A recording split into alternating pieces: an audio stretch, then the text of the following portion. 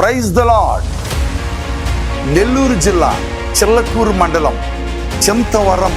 చింతవరం ప్రాంత ప్రజలందరికీ ఆ ప్రత్యేక శుభములు.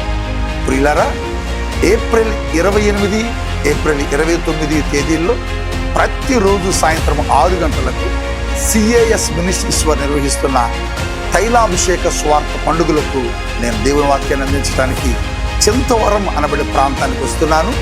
ఏప్రిల్ 28, 29 ఈ 2 దినాలు చింతవరం సభలో నేను ఉంటాను కనుక నెల్లూరు, అలాగని కావలి, అలాగని గూడూరు పరిసర ప్రాంతాల్లో ఉన్న దేవుని పిల్లలందరూ కూడా ఈ చింతవరంలో జరిగే తైలాభిషేక పండుగలకు పాల్గొంటానని ప్రేమతో ఆహ్వానిస్తున్నాము.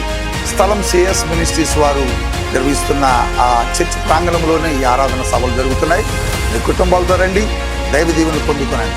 అద్భుతాల కొరకు ఆశిస్తున్న మీరు కుటుంబాలతో తల్లి రండి, దైవ దీవెనలు పొందుకోనండి. ఏప్రిల్ 28, ఏప్రిల్ 29 ప్రతిరోజు సాయంత్రం 6 గంటలకి ఆరాధన జరుగుతుంది. Praise the lord. ప్రభునందు ప్రియులైన దేవుని పిల్లలారా, మీ అందరికి కూడా గొప్ప శుభవార్త అండి. కల్వరి మార్గం గ్లోరియస్ చర్చిలో ప్రతి శనివారం ఉదయకాలం 10 గంటలకు స్వస్థత ఆరాధన జరుగుతుంది. మరి స్వస్థత విడుదల పరిచయం ఎంతో అద్భుతంగా పరిశుద్ధాత్మ దేవుడు జరిగిస్తూ వస్తున్నారు.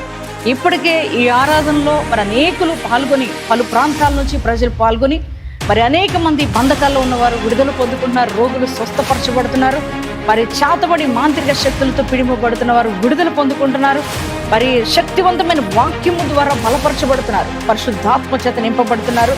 మీరు కూడా ఏ సమస్యలో, బాధలో ఉన్నా, బంధకాల్లో ఉన్నా మీరందరూ కూడా ఈ ఆరాధనలో పాల్గొనండి, దైవ దీవెనలు పొందుకోనండి. దేవుడు మిమ్మల్ని దీవించునుగా.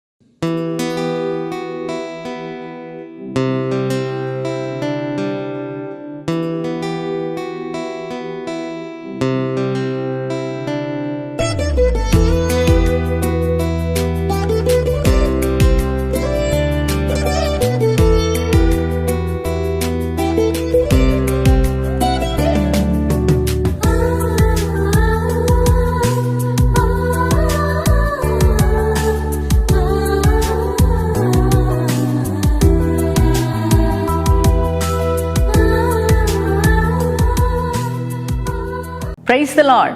యేసుతో ప్రతిదినం అనే ఆధ్యాత్మిక కార్యక్రమానికి మిమ్మల్ని అందరినీ కూడా ప్రేమతో ఆహ్వానిస్తూ మీ అందరికీ నా హృదయపూర్వకంగా తెలియజేస్తున్నాను. ప్రియ దేవుని బిడ్డలారా, మరి మీరందరూ కూడా బాగున్నారని, బాగుండాలని అన్నిత్యము కూడా మేము దేవునికి ప్రార్థిస్తున్నాం. ఉదయకాలం లేవగానే వాగ్దానాలు వింటూ మీరెంతగా ఆత్మీకంగా బలపరచబడుతున్నారో మీరు మాకు తెలియజేస్తున్నప్పుడు మేము సంతోషిస్తున్నామండి.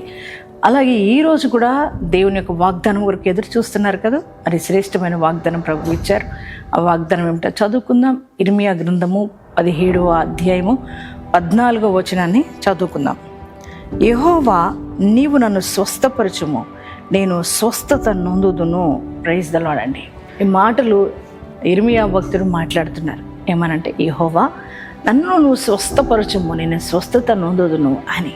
అవునండి, స్వస్థత ఎవరి వలన కలుగుతుంది అంటే అది దేవుని వలన మాత్రమే కలుగుతుంది కదా. ఎందుకనంటే దేవుడే చెప్పారు, ఏమనంటే నిన్ను స్వస్థపరిచే యెహోవాను నేనే అన్నాడు ప్రభు. అవునండి దేవుని పిల్లారా, మనం రోగులుగా బలహీనులుగా ఉన్నప్పుడు మనల్ని స్వస్థపరిచేది కేవలం యేసయ్య మాత్రమేనండి. ఆయన పొందిన దెబ్బలలో మనకు స్వస్థత అనుగ్రహించబడి ఉంది.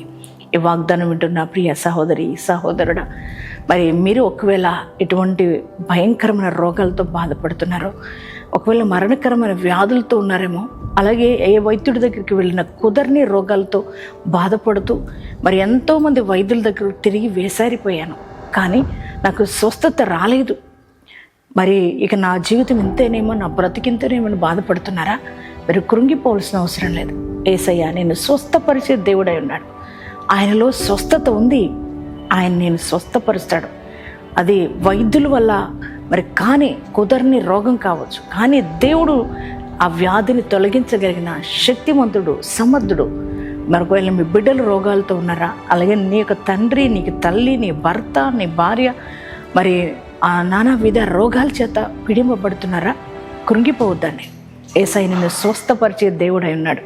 అందుకే యేసయ్య చూడండి, ఈ భూమి మీద యేసయ్య సంచరించిన దినాలలో మరి ఎంతోమంది రోగులు, నానావిధ రోగాలతో పీడింపబడుతున్న వారిని యేసయ్య దగ్గర తీసుకొచ్చినప్పుడు అందరినీ స్వస్థపరిచి పంపారు కదండి.